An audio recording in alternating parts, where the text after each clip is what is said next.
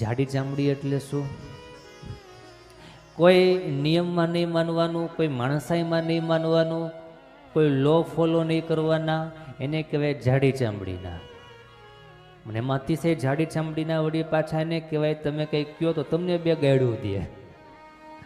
Road ઉપર ગાડી ઊભી રાખીને ઊભો હોય, બધા એને નડતો હોય, અને તમે એને કહો જરા ભાઈ સાઈડમાં ઊભો રહે ને, ગાડી જરા સાઈડમાં રાખો ને, એટલે તમને કે તારા બાપનો રોડ છે. સમજે લેવાનું જાડી ચામડીનું હોય. આમ એક સાઈડમાંથી હાયલો જાને ત્યાં આયા કહેવાય આવ્યો, રસ્તો નથી, નાનો રસ્તો છે, હાલતો થા ને. આવું બધું જે બોલે, આવી માનસિકતા વાળા જાડી ચામડીના કહેવાય. એનાથી બહુ સાવચેત રહેવું. સમજ્યા?